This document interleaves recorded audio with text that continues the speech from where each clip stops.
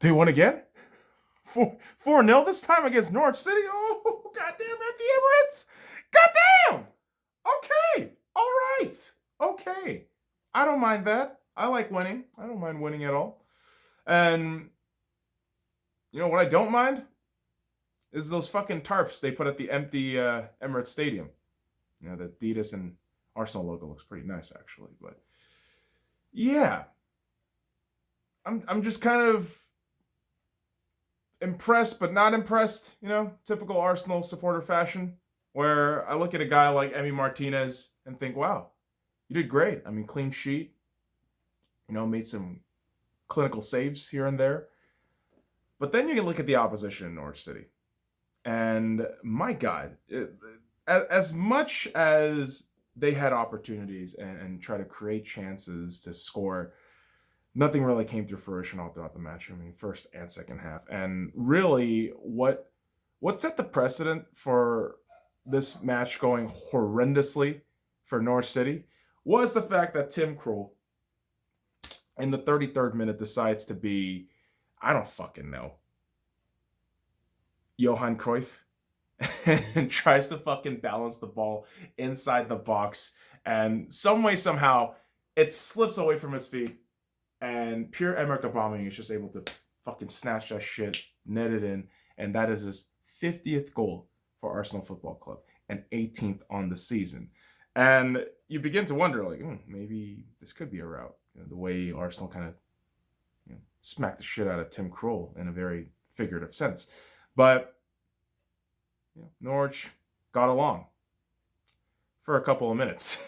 And then Arsenal able to capitalize off of the momentum in the 37th minute with a goal from Granit Xhaka. Yes, you heard me right. Granit Xhaka scores, and this is such a brilliant build-up play that starts from Kieran Tierney from the wings, and he is able to just be such an important factor for Arsenal's offense. Obviously, being able to play wing back and left back, very versatile role, and it allows a guy like Kolasinac to just be a fucking rock and foundation in that midfield and fucking back line. So Tierney able to just fucking balance his ball out in the wing, get it squarely passed up to Pierre-Emerick Aubameyang, and Aubameyang just nicely fucking threads that ball to his right-hand side where Xhaka is, and Xhaka nets no problem. And you got to think, what the hell's going on with Arsenal's defense? They're actually doing pretty well. David Luiz, like the center of the back three, he's actually doing okay, which is wild. It's fucking wild. But here we are. Up 2-0 in the first half. And you hope, okay, don't fuck this up. As long as we don't fuck this up, we're going to be okay. Yet, sure enough, second half starts, and you see Sead Kolasinac slightly push Cantwell down in the penalty box. And in my eyes, I would have given it a penalty, depending on circumstances and depending on... I suppose if there was a bit more contact, I would have been given an easy penalty. But after VAR review, they go ahead and say no. But I would have assumed that could have been a penalty in another given circumstance with another referee. But thankfully, it's not a penalty. Arsenal doesn't have an opportunity to blow a 2-0 lead. And so they still hold on to a 2-0 lead. And it's really a beautiful thing in the second half where Pierre-Emerick Aubameyang decides to get a little bit selfish, and not in the negative sense, but in the sense of, hey, I'm going to score. And boy, oh boy, the way he just gets the second goal in the game, it's supreme confidence. It is just everything you love about Pierre-Emerick Aubameyang's style as a striker and just an all-around great offensive player.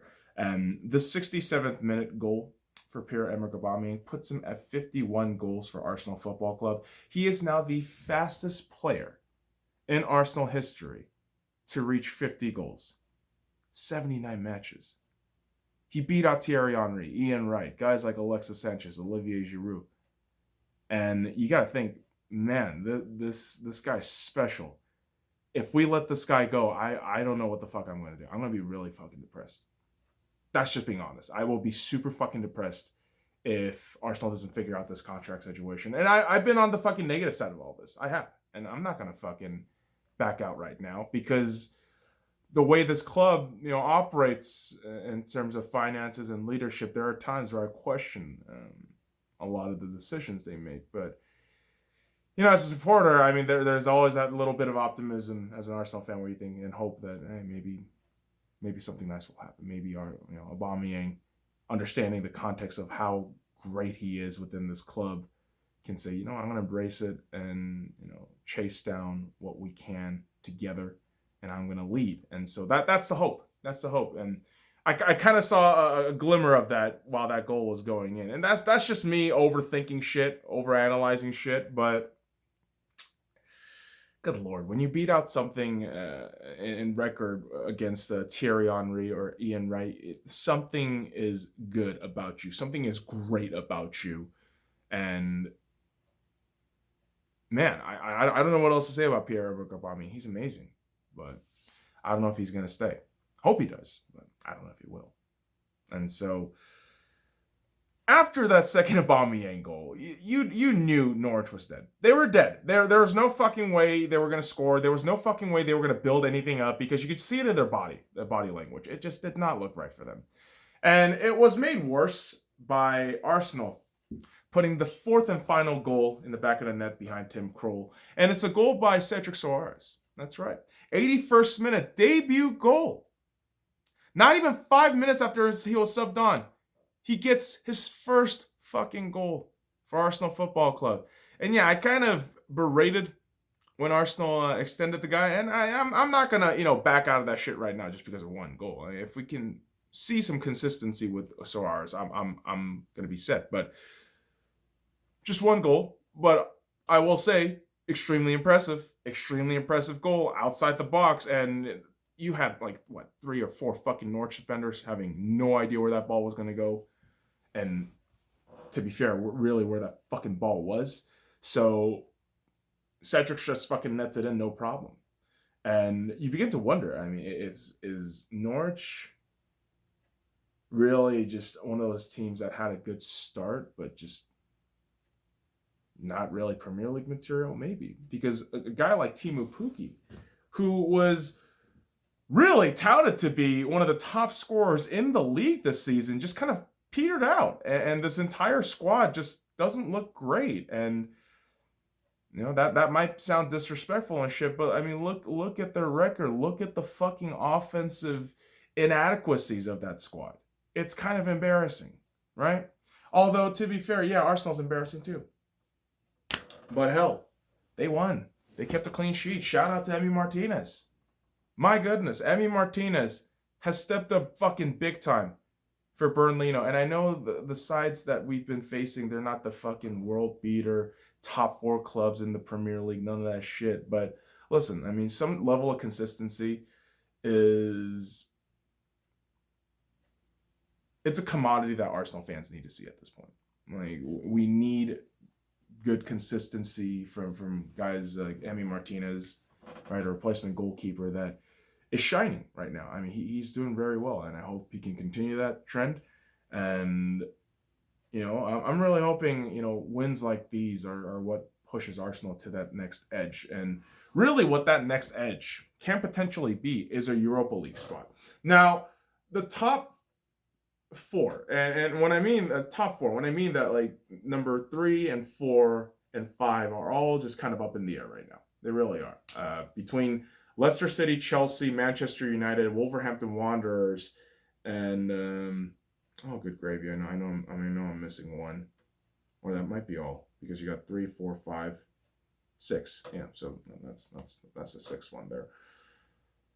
It's going to be a wild ride and wild finish for the last 6 matches of the Premier League season. But for Arsenal Football Club, I mean, if you're not aiming for the top 5, I mean, at least aim for St. Tardingham's Day. That's all I can ask of you at this point, right?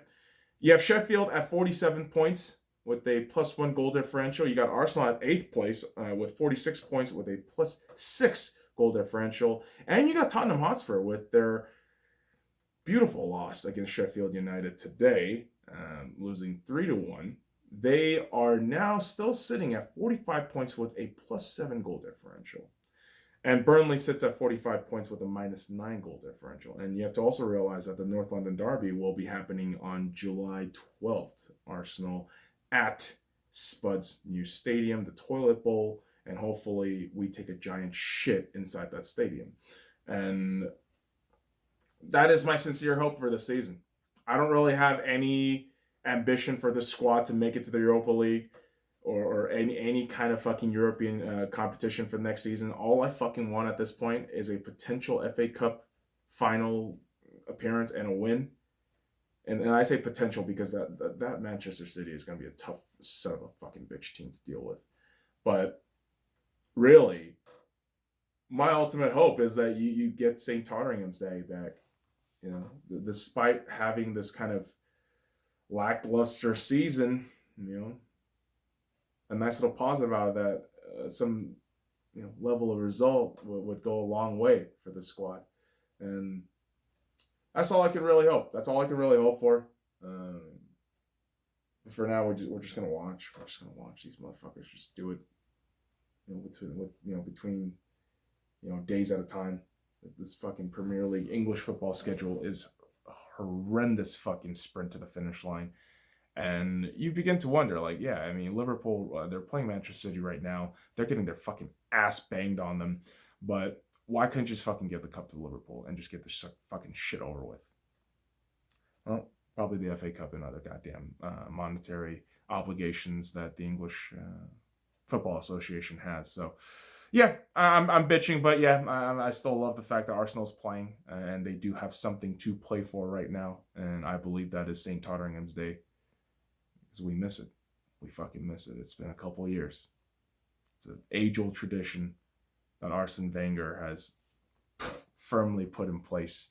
And so, yeah, let's just see if we can keep this up. Then, maybe get to Europa next season. Maybe. But for me, St. Totteringham's Day would do just fine. So, boys and girls, that does it for me. Follow me at the Sky Lounge on all the links in the description below. Like, comment, subscribe for more daily contents. Come on, you Gunners!